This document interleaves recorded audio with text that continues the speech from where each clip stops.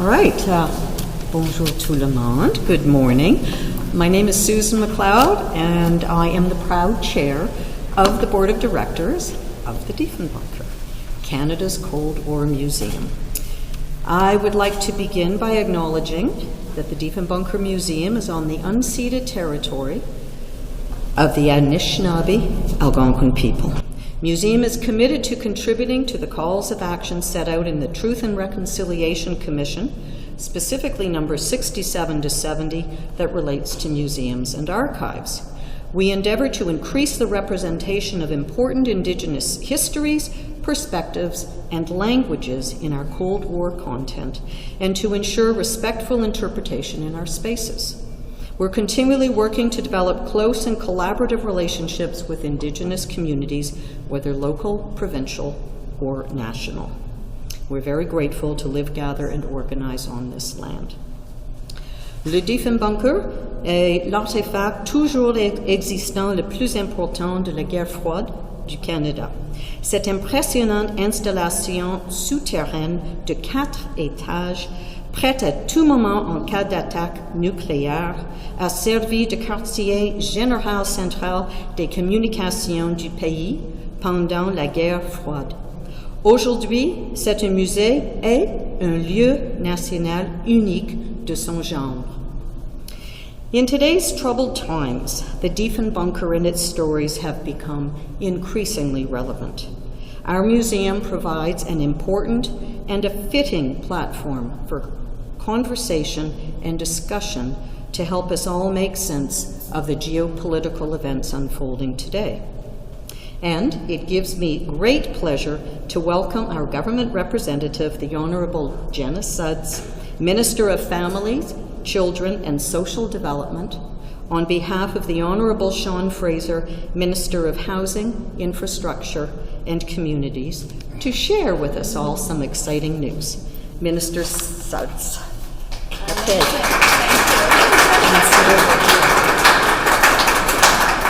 Amazing. Thank you so much, Susan, for that welcome, and good morning, everyone.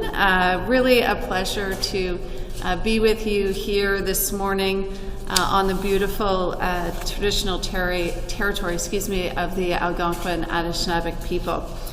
My sincere thanks for hosting us here today, to Susan, to Christine, to all of you who have joined us here this morning, and for the work that you do, frankly, to preserve and to showcase this amazing historical site.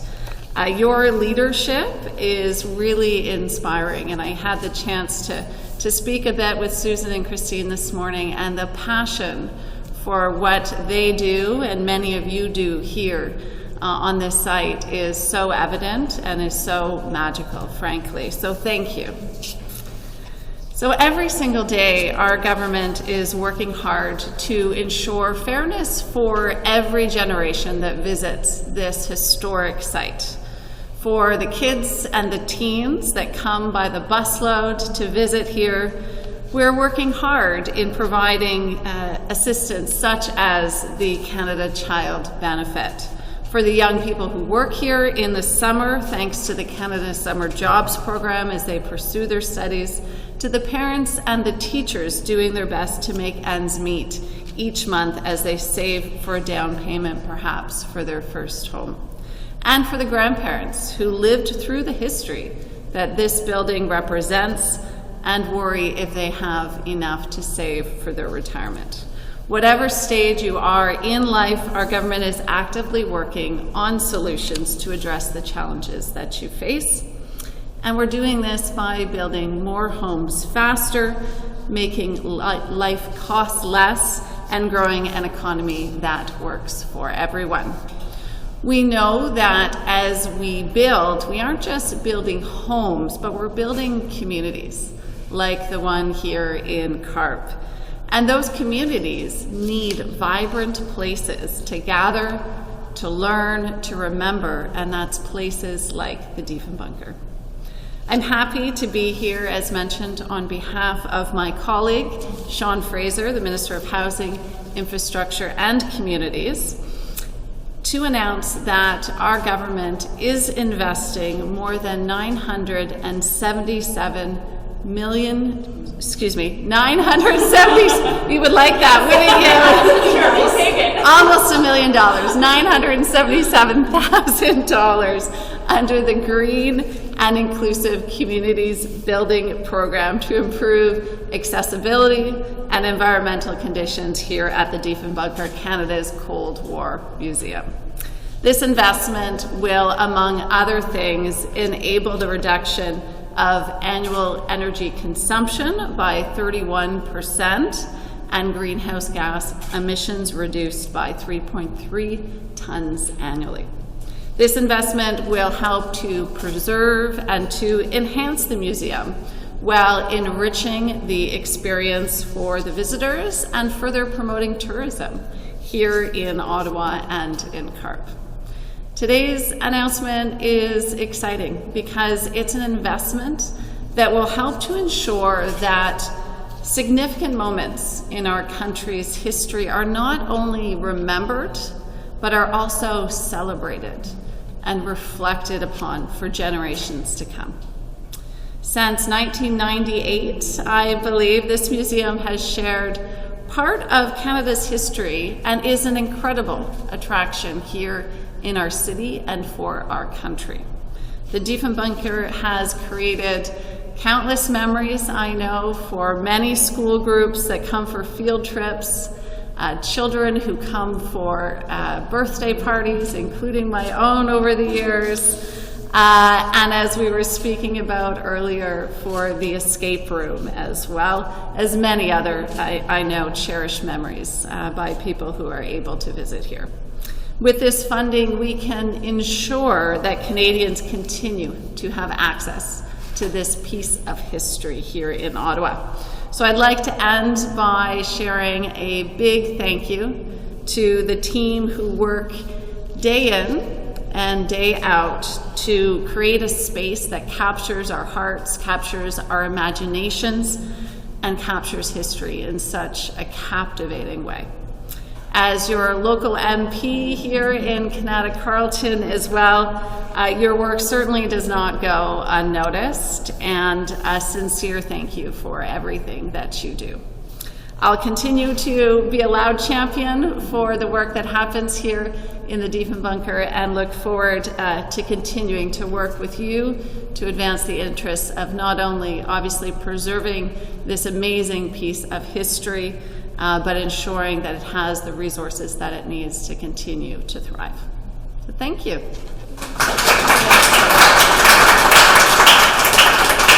And with that, I have the pleasure of passing the mic to Christine, the CEO of this incredible site. Thank you.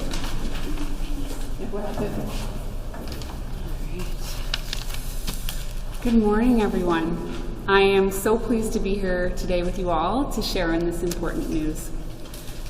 It's fitting that this announcement is being made during the same week that we celebrate our 30th anniversary as a National Historic Site. The Diefenbunker is a window into our past. Fortunately, it was never used for its intended purpose, but the facility is a powerful reminder of how close the world was on the edge of nuclear war, and tells the extraordinary story of how Canada safeguarded our society in the face of potential catastrophe. As Canada's Cold War Museum, the Diefenbunker is preserving and promoting Canadian Cold War stories and artifacts. We value that history happened here. We value the people, past and present, that continue to preserve and interpret it. As an independent charitable organization, we are promoting the importance of preserving our past so that present and future generations can strive to build a more peaceful, prosperous world for us all. The Diefenbunker extends its sincere gratitude to the Government of Canada for these vital contributions that will help preserve our National Historic Site and Canada's most important Cold War artifact. The museum is also committing over $200,000 of its own funds to support this project that will create more green and inclusive spaces for all, so that we can continue to thrive as a one-of-a-kind museum and a history destination that will welcome people from across the country and the world. Thank you so much for joining us today, and thank you to the Government of Canada and Minister Sudds.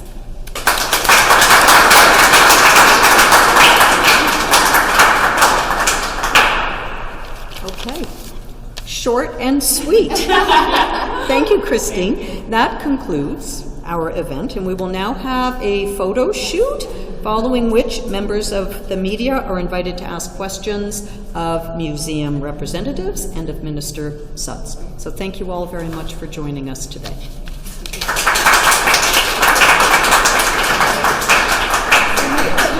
Okay, perfect. So first question from CTV Ottawa. Can you go over what exactly the funding will help here at the museum specifically? Yeah, absolutely. So the funding is going to specifically for increasing the green and inclusive. So what that includes is it's going to be restoring our historic helipad that will increase accessibility to the entranceway to the museum. It's going to create electrical efficiencies, so changing to LED lighting and really having that kind of green angle in terms of our engineering and mechanical infrastructure in the building. It's also going to save on water kind of efficiencies. We're a 60-year-old site. Our plumbing is 60 years old.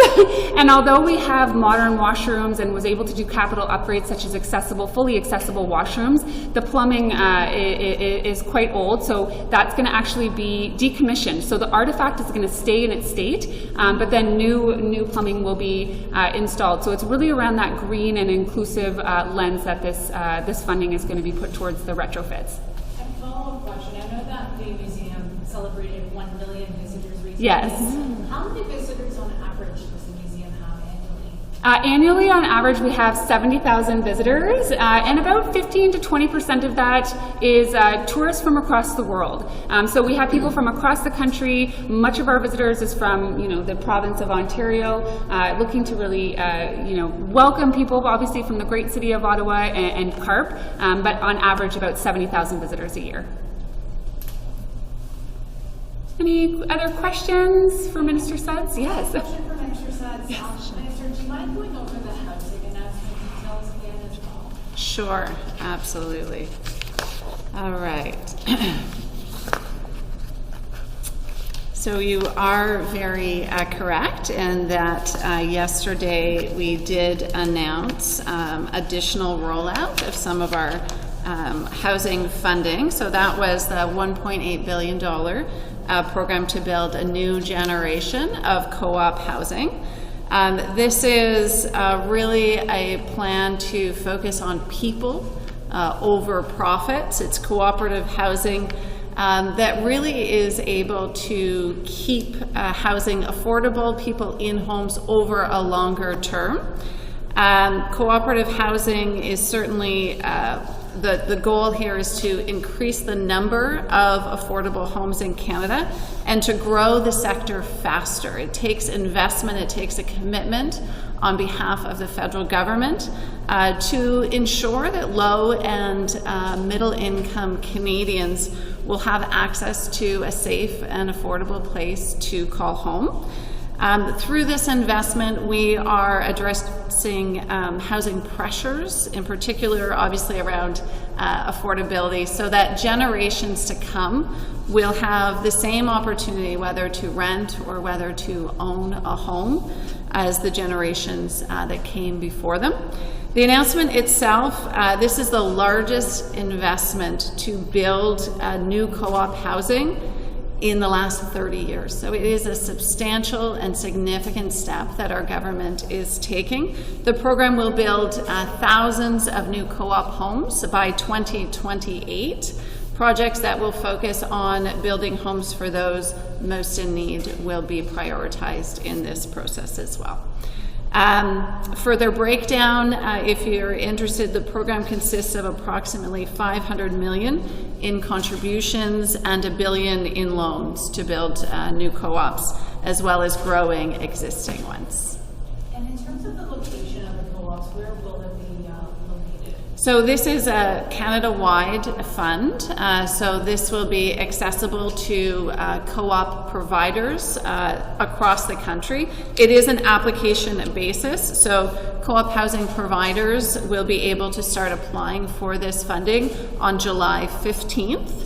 And the first intake will remain open until September. So, I encourage all those that have an interest in the sector, existing co-op homes that are interested in expanding. Now is the time to take a look. This is, as I said, a historic investment that we have not seen in this scope or this size over the last 30 years. So, very exciting. And last year, you hoping that some of this housing is built in Ottawa? Absolutely, and we have great partners here in Ottawa. Most recently, I had a conversation with Ottawa Community Housing, Stéphane Guigère. There's a lot of interest here in Ottawa to be able to leverage this opportunity. We know in Ottawa we need this as an additional form of affordable housing for families, for individuals that are needing it. So I have full confidence we've got great partners out there who are taking a close look, and I'm sure will apply.